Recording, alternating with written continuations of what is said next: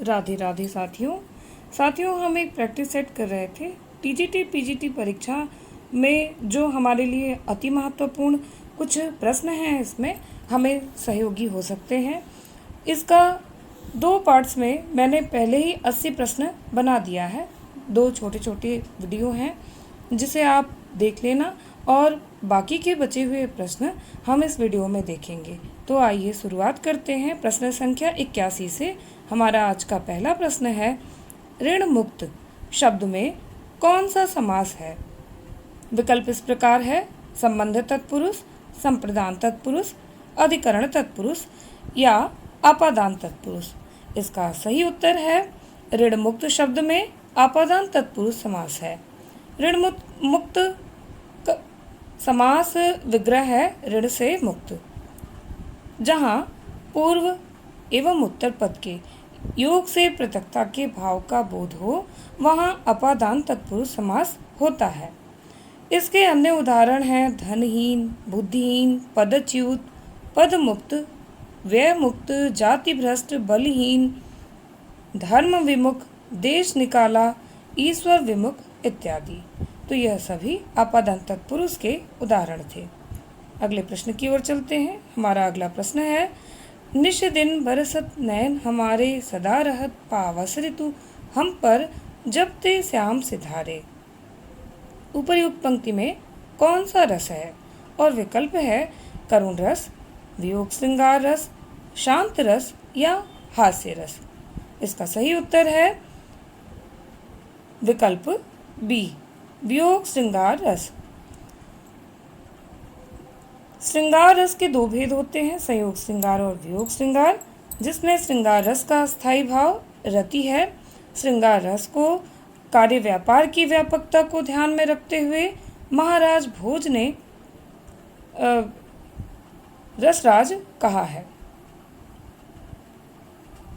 अगला प्रश्न है, प्रश्न संख्या 83, लालटेन शब्द है।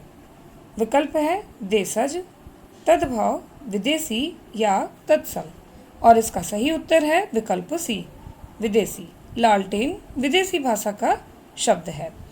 विदेशी भाषाओं से हिंदी भाषा में आए हुए शब्दों को विदेशी शब्द कहते हैं। इनमें फारसी, अरबी, तुर्की, अंग्रेजी, पुर्तगाली और फ्रांसीसी भाषाएं मुख्य हैं, जैसे अस्पताल, डॉक्टर, चश्मा, हलवाई, हॉस्पिटल इत्यादि। ये सभी विदेशी शब्द हैं। अगले प्रश्न की ओर चलते हैं। हमारा अगला प्रश्न है प्रश्न संख्या 84, व्युत्पत्ति की दृष्टि से शब्दों को कितने वर्गों में बांटा जाता है? और विकल्प है 2, 8, 6, 4। इसका सही उत्तर है विकल्प डी, व्युत्पत्ति की दृष्टि से शब्दों को 4 भागों में बांटा जाता है, तत्सम, तद्भव, देशज एवं विदेशज। अगला प्रश्न प्रश्न संख्या 85, निम्न विकल्पों में से उस विकल्प का चयन कीजिए जो दिए गए शब्द पर्यायवाची शब्द नहीं है।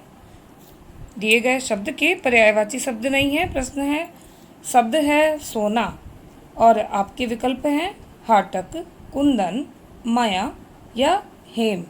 और इसका सही उत्तर है विकल्प सी, मय। मय सोना का पर्यायवाची नहीं है।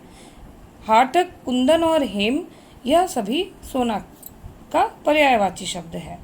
अगले प्रश्न की ओर चलते हैं। प्रश्न संख्या 86, निम्नलिखित में से हाथी का पर्यायवाची नहीं है। और विकल्प है दंती, कुंजर, करी, मही। और इसका सही उत्तर है विकल्प डी, मही हाथी का पर्यायवाची नहीं है, अपितु यह पृथ्वी का पर्यायवाची शब्द है। मही शब्द के अन्य पर्यायवाची हैं धरती, वसुंधरा, भूमि, धरा। अन्य सभी विकल्प दंती, कुंजर, करी हाथी के पर्यायवाची शब्द हैं। अगले प्रश्न की ओर चलते हैं। प्रश्न संख्या 87, धूसर किसका पर्याय है? और विकल्प है अश्व, मेघ, गर्दभ, अजा। और इसका सही उत्तर है धूसर गर्दभ का पर्यायवाची है। विकल्प सी यहाँ सही उत्तर है। गर्दभ शब्द के अन्य पर्यायवाची हैं रासभ, वैशाख नंदन, बेसर, चक्रीवान, खर इत्यादि। अगले प्रश्न की ओर चलते हैं। हमारा अगला प्रश्न, प्रश्न संख्या 88। विकल्प विलोम की दृष्टि से एक युग्म अशुद्ध है और विकल्प इस प्रकार है, गमन आगमन। विकल्प बी, निषिद्ध विहित। विकल्प सी, आमिष सामिष। विकल्प डी, व्यास समास। और इसका सही उत्तर है विकल्प सी। यह विलोम की दृष्टि से अशुद्ध युग्म है, आमिष सामिष। इसका शुद्ध युग्म आमिष का निरामिष होगा। अगला प्रश्न, प्रश्न संख्या 89। प्रामाणिक का विलोम होगा विकल्प ए, ऐतिहासिक। विकल्प बी, काल्पनिक। विकल्प सी, वास्तविक। विकल्प डी, अप्रामाणिक। और इसका सही उत्तर है विकल्प डी। प्रामाणिक का विलोम होगा अप्रामाणिक और ऐतिहासिक का विलोम अनैतिहासिक होता है। अगला प्रश्न, प्रश्न संख्या 90। निम्नलिखित में से वर्तनी की दृष्टि से शुद्ध है। विकल्प क, कवियित्री। विकल्प ख, कवित्री। विकल्प ग, कवियित्री। विकल्प घ, कवितरी। और इसका सही उत्तर है विकल्प सी।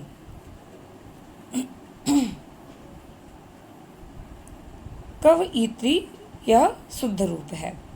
अगला प्रश्न देखते हैं, वर्तनी की दृष्टि से निम्नलिखित में कौन सा शब्द शुद्ध है। और विकल्प क, आवाहन। विकल्प ख, स्वलंबन। विकल्प ग, निरावलंबन। और विकल्प घ, आवाहन। इसका सही उत्तर है विकल्प घ। विकल्प डी इसका सही उत्तर है, आवाहन। वर्तनी की दृष्टि से आवाहन शब्द शुद्ध है, स्वलंबन अशुद्ध शब्द है, जबकि शुद्ध वर्तनी स्वावलंबी है और निरावलंबी का शुद्ध शब्द निरवलंब होगा, जिसका अर्थ है बिना आश्रय या सहारे का। अगला प्रश्न, प्रश्न संख्या 92। विचार, वाक्य विचार के अंतर्गत क्या अध्ययन किया जाता है। विकल्प क, शब्दकोश का। विकल्प ख, वर्णों का। विकल्प ग, वाक्यों का। या विकल्प घ, ए और बी दोनों का। तो इसका सही उत्तर है विकल्प ग, वाक्यों का। वाक्य विचार के अंतर्गत वाक्यों का अध्ययन किया जाता है। अगला प्रश्न, खाने की इच्छा इस वाक्यांश के लिए एक शब्द है। विकल्प क, मुमुक्षा। ख, बुभुक्षा। ग, बुभुक्षु। विकल्प ग, जुगुप्सा। और इसका सही उत्तर है विकल्प बी। विकल्प ख जो है बुभुक्षा, यह खाने की इच्छा वाक्यांश के लिए एक शब्द है, बुभुक्षा। प्रश्न संख्या 94। अजेय का अर्थ है क, जिसे जाना जा सके। ख, जिसे जाना न जा सके। ग, जिसे जीता न जा सके। घ, जिसे जीता जा सके। और इसका सही उत्तर है विकल्प सी। विकल्प ग जो है सही है, जिसे जीता न जा सके अजेय कहलाता है। जिसे जाना जा सके उसे एक शब्द में ज्ञेय कहते हैं। जिसे जाना न जा सके इसे एक शब्द में अज्ञेय कहेंगे। और जिसे जीता न जा सके इसे एक शब्द में अजेय कहेंगे। अगले प्रश्न की ओर चलते हैं। प्रश्न संख्या 95। छाती के बल चलने वाला के लिए एक शब्द क्या होगा। विकल्प है उरग, भुजंग, कुरंग, तुरंग। और इसका सही उत्तर है विकल्प क, उरग। छाती के बल चलने वाले को उरग कहते हैं। अगला प्रश्न, प्रश्न संख्या 96। तन पर नहीं लगता, पान खाए अलबत्ता। इस लोकोक्ति का सही अर्थ है झूठा दिखावा करना, शौकीन व्यक्ति, अभावग्रस्त जीवन, कथनी करनी में अंतर। और इसका सही उत्तर है विकल्प का, झूठा दिखावा करना। अगला प्रश्न, प्रश्न संख्या 97। अतड़ियों में बल पड़ना मुहावरे का अर्थ है आंतों की बीमारी हो जाना, हंसते हंसते पेट में पीड़ा हो जाना, पेट में आंतों का न होना, मन में किसी प्रकार की शंका होना। और इसका सही उत्तर है विकल्प ख, हंसते हंसते पेट में पीड़ा हो जाना। यह अतड़ियों में बल पड़ना मुहावरे का सही अर्थ है। अगला प्रश्न, प्रश्न संख्या 98। खेत रहना मुहावरे का अर्थ है। विकल्प का युद्ध में शहीद होना, ख कानूनी विवाद में जमीन का बच जाना, ग जमीन बिक जाना या घ जमीन खरीदना। इसका सही उत्तर विकल्प ए होगा, खेत रहना अर्थात युद्ध में शहीद हो जाना। यह अधिक उपयुक्त है। आगे अगला प्रश्न है प्रश्न संख्या 99। महाकवि कालिदास विरचित कुमार संभव में किस रस की प्रमुखता है? विकल्प है वीर रस, रौद्र रस, करुण रस या श्रृंगार रस।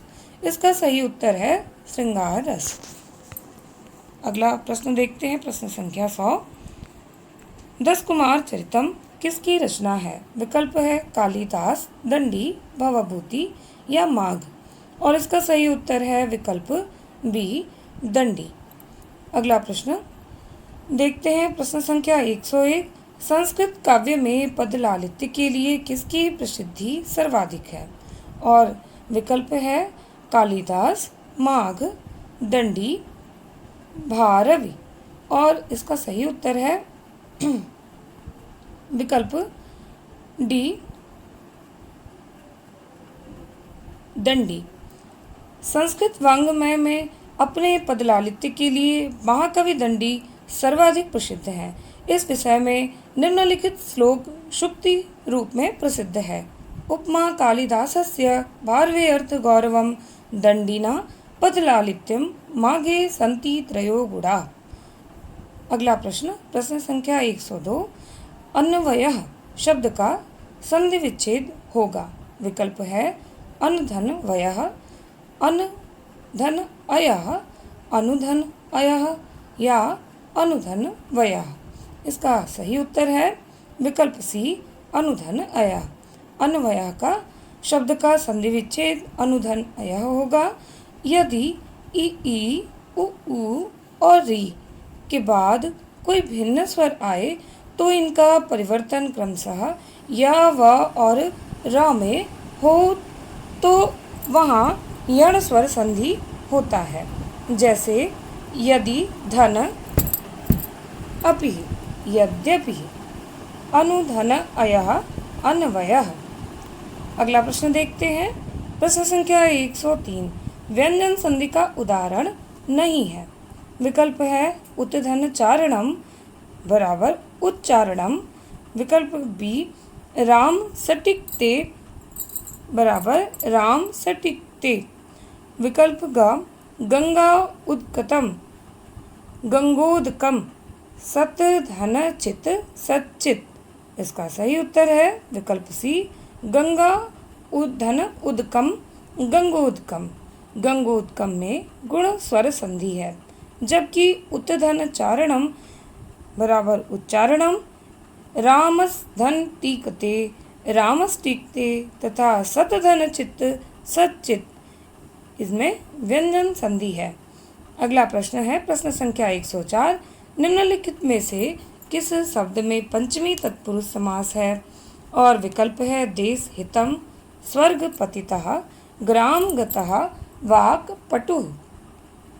इसका सही उत्तर है विकल्प बी, स्वर्ग पतितः। स्वर्ग पतितः में पंचमी तत्पुरुष समास प्रयुक्त हुआ है। देश हितम में संप्रदान तत्पुरुष समास है। ग्राम गतः में कर्म तत्पुरुष समास है। वाक पटुः में अधिकरण तत्पुरुष समास है। अगला प्रश्न देखते हैं प्रश्न संख्या 105। प्रसूतः में विभक्ति तथा वचन है। विकल्प है प्रथमा विभक्ति बहुवचन, द्वितीया विभक्ति एक वचन, तृतीया विभक्ति एक वचन या तृतीया विभक्ति बहुवचन। तो प्रसूतः में विभक्ति और वचन का जो सही विकल्प है विकल्प घ, तृतीया विभक्ति बहुवचन है। अगला प्रश्न प्रश्न संख्या 106। सरिते शब्द रूप में कौन सी विभक्ति है? विकल्प क प्रथमा, ख द्वितीया, ग तृतीया या चतुर्थी। और इसका सही उत्तर है विकल्प घ, चतुर्थी। सरिते शब्द में शब्द रूप में चतुर्थी विभक्ति है। अगला प्रश्न देखते हैं प्रश्न संख्या 107। द्रक्ष्यति शब्द दृश्य धातु के किस लकार, वचन एवं पुरुष का रूप है? विकल्प है लट लकार प्रथम पुरुष एक वचन, विकल्प ख लोट लकार मध्यम पुरुष द्विवचन, विकल्प ग लंग लकार प्रथम पुरुष बहुवचन, या विकल्प घ लट लकार प्रथम पुरुष एक वचन। और इसका सही उत्तर है विकल्प घ लट लकार प्रथम पुरुष एक वचन।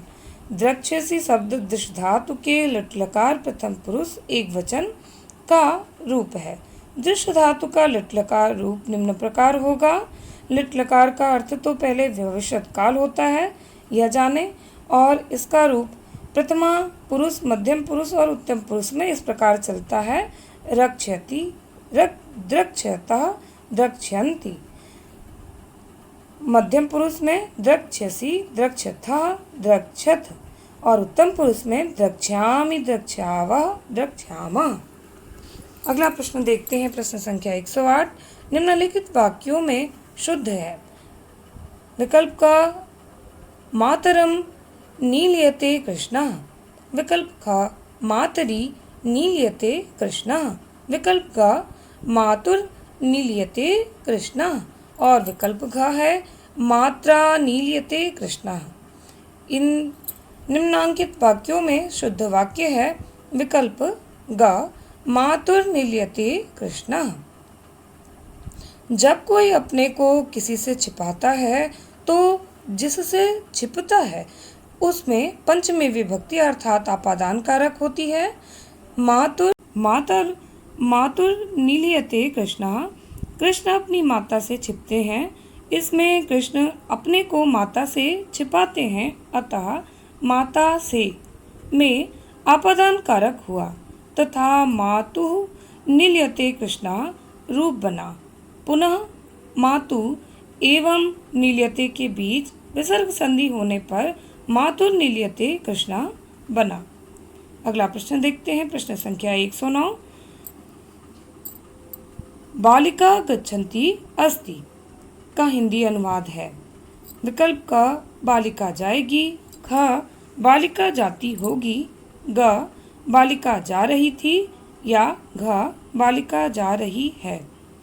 इसका सही उत्तर है विकल्प घ बालिका जा रही है। अगला प्रश्न देखते हैं, प्रश्न संख्या 110। कथन है राजनीति ही मनुष्यों के लिए सब कुछ नहीं है। राजनीति के पीछे नीति से भी हाथ ना धो बैठें, जिसका विश्व मानव के साथ व्यापक संबंध है।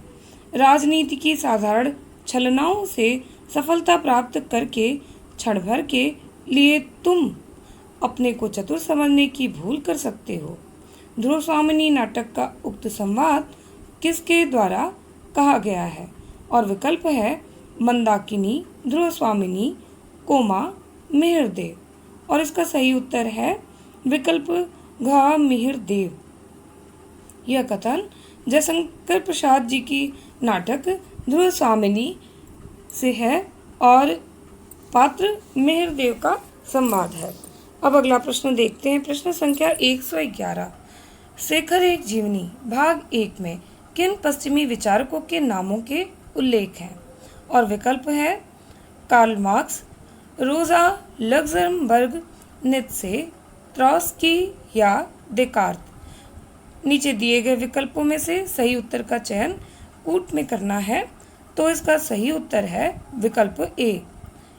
केवल ए, सी और डी, अर्थात कार्ल मार्क्स, नीत्शे और ट्रॉट्स्की। कार्ल मार्क्स, नीत्शे और ट्रॉट्स्की, इन 3 पाश्चात्य विचारकों का उल्लेख उपन्यास शेखर एक जीवनी के भाग 1 में किया गया है। अगले प्रश्न की ओर चलते हैं। हमारा अगला प्रश्न, प्रश्न संख्या 112। यहाँ सूची 1 से सूची 2 का मिलान करना है। सूची 1 में रचनाएं दी गई हैं। लोक ऋण, जीवन परिधि, चली फगनहट, बौरे आम, मेरे सुहृदय श्रद्धेय। और सूची 2 में इसकी विधा अंकित है। संस्मरण, उपन्यास, कहानी संग्रह और निबंध। तो सूची 1 का मिलान सूची 2 से करना है। इसमें सही विकल्प है विकल्प सी, अर्थात लोक ऋण एक उपन्यास है। लोक ऋण उपन्यास यह विवेकी राय जी का उपन्यास है। जीवन परिधि यह एक कहानी संग्रह है और यह भी विवेकी राय जी का ही कहानी संग्रह है। अगला चली फगुनहट बौरे आम, यह एक निबंध है और यह निबंध विवेकी राय जी का है। अगला प्रश्न है विकल्प है मेरे सुहृदय श्रद्धेय, यह संस्मरण, यह भी विवेकी राय जी का है। तो चारों रचनाएं जो हैं विवेकी राय जी की हैं, लेकिन इनकी विधा जो है भिन्न भिन्न है। जिससे लोक ऋण उपन्यास है, जीवन परिधि कहानी संग्रह है, चली फगुनहट बौरे आम निबंध और मेरे सुहृदय श्रद्धेय यह संस्मरण है। अगले प्रश्न की ओर चलते हैं। प्रश्न संख्या 113। उसने कहा था कहानी के आधार पर उपयुक्त कथन है और कथन है विकल्प ए, लाहौर के बम्बू काट वालों की बोली मरहम लगाने का काम करती है। विकल्प बी, वजीरा सिंह पलटन का विदूषक था, वह बाल्टी से गंदा पानी फेंकते हुए जर्मनी के बादशाह का तर्पण करने लगता है। सी, सूबेदारनी ने अपने पति और बेटे को बचाने की गुहार लगाई। और डी, लहना सिंह दिया सलाई से सिगरेट जलाकर पीने लगा। ई, लहना सिंह नंबर 77 राइफल्स में जमादार हो गया है। नीचे दिए गए विकल्पों में से सही उत्तर का चयन कीजिए। तो इस प्रश्न संख्या 113 का सही उत्तर विकल्प सी है, अर्थात बी, सी और ई, यह 3 विकल्प सही है। बी, जिसमें वजीरा सिंह पलटन का विदूषक था, वह बाल्टी से गंदा पानी फेंकते हुए जर्मनी के बादशाह का तर्पण करने लगता है।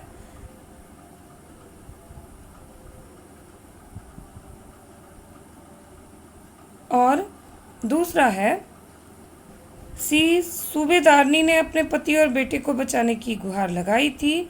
और ई, लैना सिंह नंबर 77 राइफल्स में जमादार हो गया है। उसने कहा था चंद्रधर शर्मा गुलेरी द्वारा सन 1915 ईस्वी में लिखी गई कहानी है। यह प्रथम विश्व युद्ध की पृष्ठभूमि पर लिखी गई प्रेम संवेदना की कहानी है। अगला प्रश्न देखते हैं।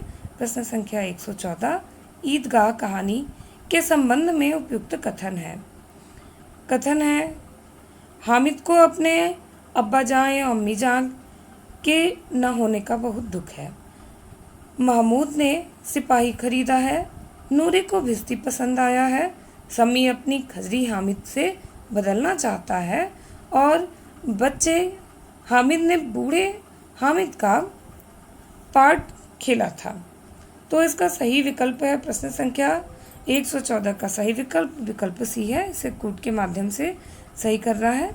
इसमें ईदगाह कहानी के संबंध में जो उपयुक्त कथन है, महमूद ने सिपाही खरीदा है, सम्मी अपनी खजरी हामिद से बदलना चाहता है और बच्चे हामिद ने बूढ़े हामिद का पार्ट खेला था। अब प्रश्न संख्या 115 देख लेते हैं। अमृतसर आ गया कहानी में किस स्टेशन के बाद हिंदू सिख मुसाफिरों की चुप्पी गहरी हो गई? इसका विकल्प है अमृतसर, वजीराबाद, जेहलम या हरबंसपुरा। इसका सही उत्तर है विकल्प बी, वजीराबाद। अगला प्रश्न है प्रश्न कथन 116 है। प्रश्न में कथन दे रखा है कि आत्मचेतस का भाव तो संपूर्ण भारतीय नवजागरण में है। यही चेतना भारतीय अस्मिता, सांस्कृतिक अस्मिता की पहचान है। भारतेंदु ने इसी आत्मचेतस को समष्टि चेतस की ओर उन्मुख किया है। यह कथन किस इतिहासकार का है? और विकल्प है रामचंद्र शुक्ल, बच्चन सिंह, रामस्वरूप चतुर्वेदी या रामचंद्र तिवारी। इसका सही उत्तर है विकल्प बी, बच्चन सिंह। आत्मचेतस का भाव तो संपूर्ण भारतीय नवजागरण में है। यही चेतना भारतीय अस्मिता, सांस्कृतिक अस्मिता की पहचान है। भारतेंदु ने इसी आत्मचेतस को समष्टि चेतस की ओर उन्मुख किया है। यह महत्वपूर्ण कथन डॉक्टर बच्चन सिंह जी का है। अगले प्रश्न की ओर चलते हैं। प्रश्न संख्या 117। प्रश्न है संस्मरण की पुस्तकें हैं और विकल्प इस प्रकार है। नंगा तलाई का गांव, ऋण जल धन जल, आछे दिन पाछे गए, और वे लड़ेंगे 1000 साल। इसका नीचे दिए गए विकल्पों में से सही उत्तर का चयन करना है कूट के माध्यम से। तो यहाँ सही उत्तर है विकल्प 117 प्रश्न संख्या का विकल्प सी जो है सही उत्तर है। ए और सी, ए नंगा तलाई का गांव और सी आछे दिन पाछे गए। यह संस्मरण की पुस्तकें हैं। नंगा तलाई का गांव सन 2004 ईस्वी में संस्मरणात्मक कृति के लेखक विश्वनाथ त्रिपाठी हैं, जबकि ऋण धन जल धन तथा वे लड़ेंगे 1000 साल रिपोर्तार्ज विधा की रचनाएं हैं। ऋण जल धन जल रिपोर्तार्ज के लेखक फणीश्वर नाथ रेणु हैं तथा वे लड़ेंगे 1000 साल रिपोर्तार्ज के लेखक शिवसागर मिश्र हैं। प्रश्न संख्या 118 देखते हैं। सूची 1 को सूची 2 से सुमेलित करना है। सूची 1 में रेखा चित्रों के मुख्य पात्र हैं और सूची 2 में सहयोगी पात्र हैं।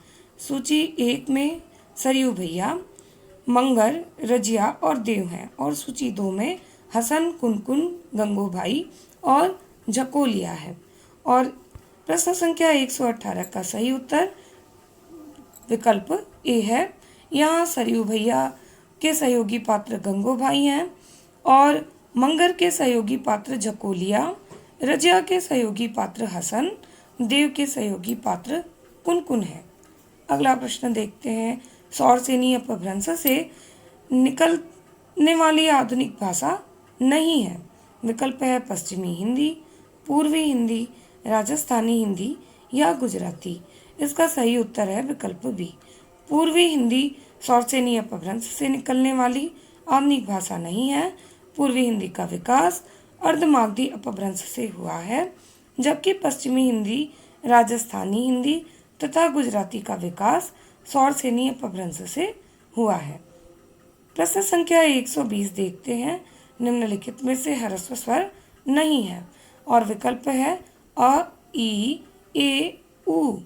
इसका सही उत्तर है विकल्प सी, ए ह्रस्व स्वर नहीं है। ह्रस्व स्वर जिन स्वरों के उच्चारण में कम से कम समय लगता है उन्हें ह्रस्व स्वर या मूल स्वर कहते हैं।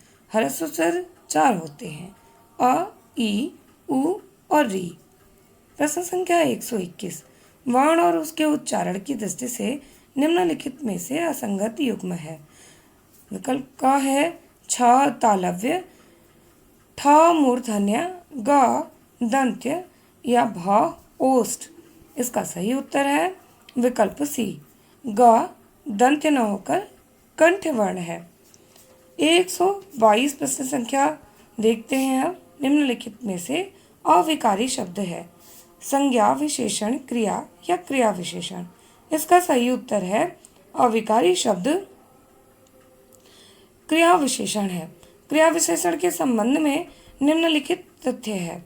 क्रिया के संबंध में निम्नलिखित तथ्य है। जिस क्रिया का फल कर्म पर नहीं कर्ता पर पड़ता है उसे सकर्मक क्रिया कहते हैं। जो क्रियाएं वाक्य के अंत में रहकर वाक्य को समाप्त करती हैं वे समापिका क्रियाएं कहलाती हैं। जिस समय के प्रयोग द्वारा किसी वस्तु के विषय में विधान किया जाता है उसे क्रिया कहते हैं। या अकर्मक क्रिया से किसी वर्ग कर्म का होना अनिवार्य है। और अंतिम विकल्प है क्रिया के मूल अंश को धातु कहते हैं। नीचे दिए गए विकल्पों में से सही उत्तर का चयन करना है। प्रश्न संख्या 123 का सही उत्तर है विकल्प सी, अर्थात बी, सी और ई। जो क्रियाएं वाक्य के अंत में रहकर वाक्य को समाप्त करती हैं वे समापिका क्रियाएं कहलाती हैं। जिस शब्द के प्रयोग द्वारा किसी वस्तु के विषय में विधान किया जाता है उसे क्रिया कहते हैं और क्रिया के मूल अंश को धातु कहते हैं। तो यह बी, सी और ई विकल्प सही उत्तर है। अगले प्रश्न की ओर चलते हैं। प्रश्न संख्या 124। प्रश्न है निम्नलिखित विकल्पों में से शब्द की शुद्ध वर्तनी वाले शब्द का चुनाव कीजिए। और विकल्प है द्रपण, दर्पण, दर्पण या दपरण। इसका सही उत्तर है विकल्प बी, दर्पण। यह शुद्ध वर्तनी का शब्द है। अन्य विकल्प त्रुटिपूर्ण है। और इस प्रैक्टिस सेट का अंतिम प्रश्न है, निम्नलिखित में से गुण संधि वाला शब्द नहीं है। विकल्प है महोदय, महर्षि, मतैक्य या उमेश। और इसका सही उत्तर है मतैक्य। मतैक्य गुण संधि वाला उदाहरण नहीं है। मतैक्य वृद्धि संधि का उदाहरण है। मतैक्य का संधि विच्छेद होगा मत धन ऐक्य। अ धन ए का ए हो जाएगा। साथियों, इसी के साथ यह 125 प्रश्नों का प्रैक्टिस सेट पूरा हुआ। इस वीडियो को पूरा देखिएगा और अपने सुझाव मुझे ज़रूर दीजिएगा। मेरे चैनल को लाइक, शेयर और सब्सक्राइब जरूर करिएगा। मिलते हैं अगले वीडियो में। तब तक के लिए राधे राधे।